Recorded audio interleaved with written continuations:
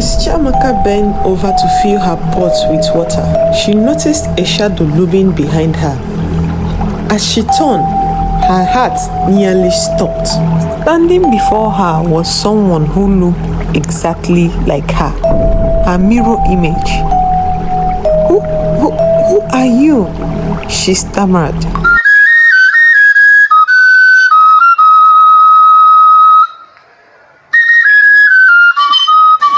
In the small village of Umuofia, Wakamma was eagerly awaiting the birth of her child.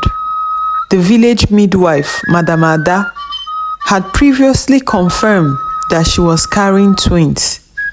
Wakamma felt the fluttering kicks of both babies and dreamed of raising them together. One day, doing a regular checkup, Madam Ada's demeanor changed as she examined Wakamma with a furrowed brow and finally broke the silence. Wakamma, she said, I must have made a mistake before. This child you're carrying isn't a twin after all. Wakamma's heart sank with confusion. But I have felt them both moving inside me, she protested. Madam Ada shook her head. I thought the same. But today's examination is clear. There is only one baby inside of you. Wakamma left the midwife's hut with a heavy heart, trying to reconcile her instinct with Madam Ada's professional assertion. She had no idea that Madam Ada had already promised one of her twins to a wealthy, childless woman in a distant village. The day of delivery came, and it was a long and excruciating one. Wakamma's cries echoed throughout the village as she labored for hours in pain. Finally, as the sun began to set, she gave birth to a healthy baby girl. The pain and exhaustion were too much as she slipped into unconsciousness. Taking advantage of Wakamma's state, Madam Ada swiftly carried out her plan. She wrapped one of the newborn girls in a blanket and quietly handed her to a waiting servant at the back door. The servant hurried away, and Madam Ada returned to clean and present the remaining baby to the exhausted mother. When Wakamma awake, she saw the tiny face of her daughter and felt an overwhelming sense of love and relief. She named her Chiamaka, meaning God is beautiful. Yet, there was a persistent feeling of something missing, a faint echo of another presence that she couldn't quite place. Years passed, and Chiamaka grew into a bright and spirited girl. She often asked about her father, who had died before she was born, and Wakamma would tell her stories of his bravery and kindness. Both she and her mother had no idea that she has an identical twin somewhere. Even though Chiamaka always feels some type of way, but she couldn't understand why she feels that way. Chiamaka grew into a beautiful young woman, the pride of Umuofia. Her mother, Wakamma, adored her, often referring to her as all she has got. Chiamaka was obedient, respectful, and the epitome of a good daughter. Everyone in the village admired her and often used her as an example for their own children. Chiamaka diligently helped her mother at their shop where they sold smoked fish. She never ate without first ensuring her mother had eaten, and she always ate with her mother right from the day she was born. And she kept their home spotless and neat. Her kindness and dedication were well known throughout the village. Amid her daily routine, Chiamaka's heart found love in a handsome young man named Dike. Dike was known for his respectfulness and responsibility, qualities that endeared him to Nwakamma and the villagers. The young couple spent much time together, fetching water from the stream or shopping at the market and assisting Nwakamma at the smoked fish shop. Their bond brought joy to everyone around them, creating a picture of happiness and fulfillment.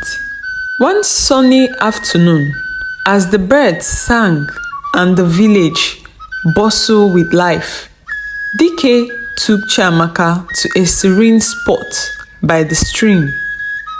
With a heart full of love and a voice trembling with emotion, he asked, "Chiamaka, will you marry me?" Chiamaka's eyes sparkled with tears of joy as she responded, "Yes, Dike, yes, I will marry you. I love you so much." Their laughter and excitement echoed through the trees as they embraced themselves, filled with the promise of a shared future. They rushed back to the village, eager to share their news with Nwakamma. Bustling into the shop, they found their mother meticulously arranging smoked fish. Seeing their radiant faces, she paused and looked at them with curiosity. "Mother," Chiamaka began, her voice brimming with happiness, "Dike has asked me to marry him, and I have accepted," she said. Nwakamma's face lit up with a smile as she pulled her daughter into a warm embrace. "Oh, my dear Chiamaka, my dear lovely child, you have brought so much joy into my life. This is the happiest news of my life. Dike, you have my blessings, my son. May you both be as happy as you have made me. May your children bring happiness to your household. You will never lack a thing to train your children, and none of you will die an untimely death." And they both echoed, "Ise." The news spread quickly through the village, and preparations for the wedding began. The villagers, who had always admired Chiamaka and Dike, offered their help and blessings, eager to see the young couple united in marriage. Meanwhile, in the distant village of Umunze, the other twin was raised there by her adoptive mother, Lady Eze. She was named Adanna, which means father's daughter. She too grew up loved and cherished, unaware of her true origin. But as she grows up, evil began to happen. Adanna was raised by Lady Eze, a woman who initially seemed kind, but soon revealed her true harsh nature. Lady Eze's husband, Chief Eze, abused and molested Adanna regularly, and Lady Eze herself compounded the abuse with her own cruelty. Adanna's life was a daily struggle, filled with grueling chores and constant verbal assault. One day, Lady Eze discovered her husband's inappropriate behavior towards Adanna. Overcome with jealousy and misplaced anger, she refused to confront her husband, Chief Eze. Instead, she turned her wrath on Adanna, accusing her of trying to seduce her husband and destroy their home. "You shameless girl," Lady Eze screamed, her eyes blazing with fury. "How How dare you try to take my husband away from me? Adanna fell to her knees, tears streaming down her face. Please, Mama, it's not true. He forced himself on me. I will never do such a thing, Mama. Please, listen to me. But Lady Eze's heart was closed. Get out of my house, she shouted. You are no daughter of mine. I will never give birth to such a useless child. Get out of my house. Despite Adanna's desperate pleas for mercy and her attempt to explain the truth, Lady Eze's anger remained implacable. She threw Adanna out into the cold night, leaving her with nowhere to go, no one to turn to. After Adanna was thrown out of the house, she wandered aimlessly through the forest, her heart seething with anger, hatred, and bitterness, as she blamed her real parents for abandoning her, leaving her to suffer under the cruel hands of Lady Eze and her husband. Days turned into night as she trekked through the wilderness until she finally reached the village of Umuofia. Exhausted and weary of her surroundings, Adanna found an empty hut on the outskirts of the village and made it her temporary shelter. She spent her days in solitude, her mind filled with dark thoughts and unanswered questions. After a while, her curiosity got the better of her, and she decided to explore the village. One evening, as she followed a path towards the stream, Adanna's eyes caught a sight of a young woman who looked exactly just like her. Stunned, she quickly hid behind the bush, peering through the leaves to get a better look. It was as if she was looking into a mirror. The girl, unaware of Adanna's presence, calmly fetched her water and left. Adanna's heart pounded as she realized this girl was just her identical. She trailed the girl steadily, hiding behind trees and bushes, until they reached a house. From her hiding spot, Adanna saw everything: the warm embrace between the girl and her kind-looking mother, the laughter that filled the air, the evident happiness and fulfillment in their lives. Her mind raced as the pieces fell into place. She nodded her head. Everything was beginning to make sense. This girl was her sister, Chiamaka, and the woman was her mother, Wakamma. Bitterness welled up inside her. Why did her mother and sister live such a happy life while she was left to suffer?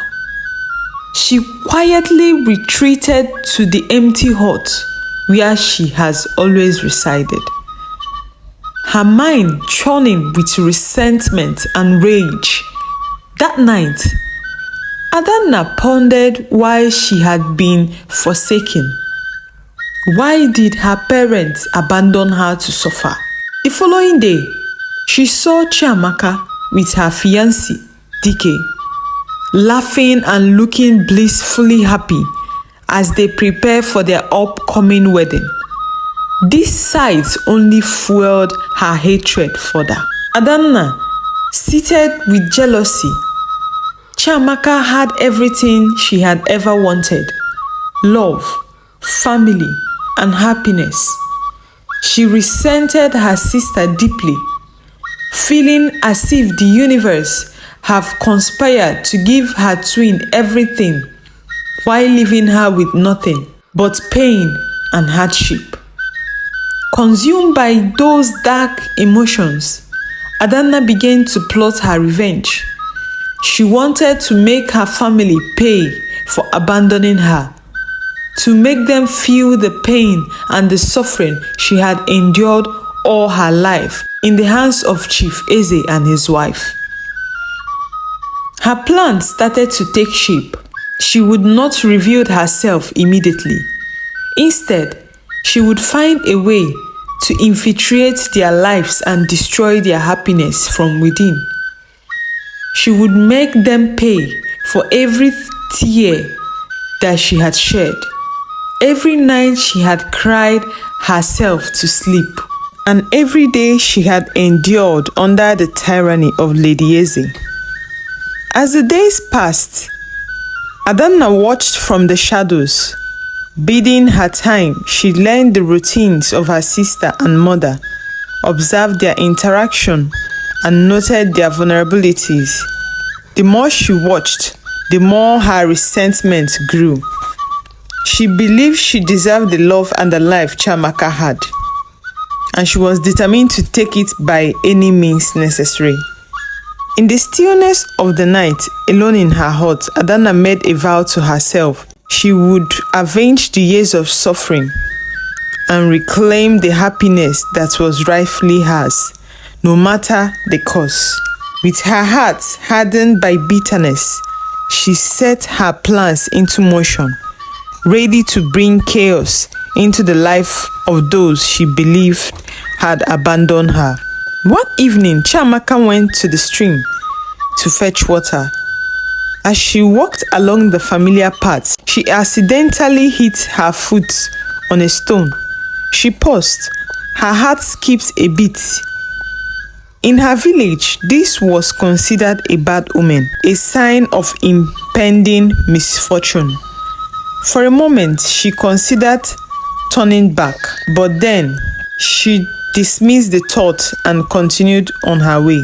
When she reached the stream, Chiamaka was about to bend and fill her pot when she noticed a shadow looming behind her. She turned and her heart nearly stopped. Standing before her was someone who looked exactly like her, a mirror image. "Who are you?" Chiamaka asked, her voice trembling with both fear and amazement. Are you my twin sister?" The stranger nodded. "Yes, I am Adanna," she replied, her voice calm and steady. Chiamaka felt a rush of emotions. She had always sensed a missing part of herself, always felt she had a twin. Overwhelmed, she stepped forward and hugged Adanna, tears of joy streaming down her face. "I knew it. I knew I had a sister, a twin," she exclaimed. Adanna hugged her back, feigning happiness and surprise. "Let's go see our mom," Chiamaka said eagerly. "She will be so happy to see you." Adanna hesitated and then said, "I need to get my bag first. I left them in the bush. Follow me and then we can go together." Chiamaka, overjoyed and not noticing any danger, agreed. She followed Adanna along the bush path, her heart full of excitement.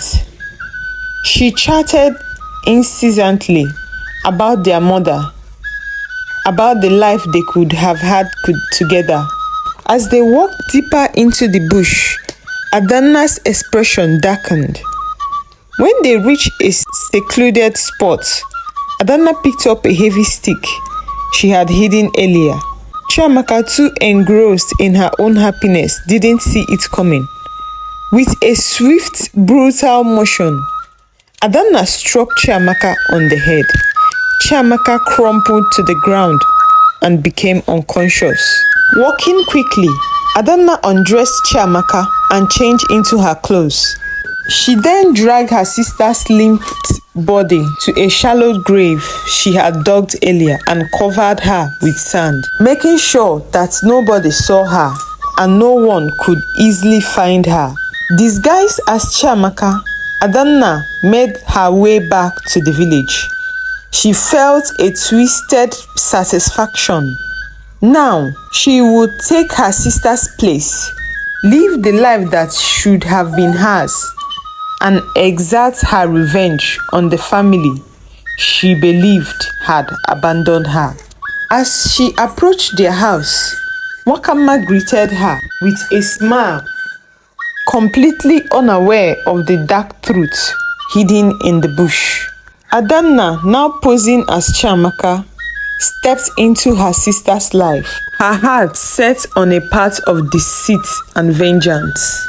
But something significant happened inside the forest. When Adanna hit Chiamaka's head with the wood, Chiamaka let out a painful cry that caught the attention of a palm wine tapper on top of the palm wine tree. He looked down and saw Adanna struck her sister with a wood. Then he came down from his palm wine tree. But before he could get to the spot of the incident, Adanna had already buried her sister and left. Palm wine tapper wanted to leave, but something kept disturbing him to open the grave. Though when he saw that the grave was a shallow one and was not properly covered by Adanna in a bid to hurry so that she won't be caught, the palm wine tapper decided to open up the grave. He opened the grave and alert, Chiamaka was still breathing, though unconscious, but the heartbeat was still there and the pulse was still there. The palm wine tapper was shocked. How can people be cruel? Why would she want to kill her own sister? And she even had the mind to bury her alive while she was still breathing. The palm wine tapper decided to carry Chiamaka home to see if he would be able to bring her back to life. When he got to his house, he tried every medicine and different medicine men. The only conclusion they could derive was that she was still alive, but she was in coma and she will be needing time. They only need to pray to the gods and beg them to spare her life and give her a second chance. Back to Adanna, who had done everything possible to mask her identity, forgets that every human is unique in their own way. It wasn't long before the people started noticing a slight change in the character. The first to notice the problem was Dike. Dike and Chiamaka had made a vow not to sleep with each other till after their marriage.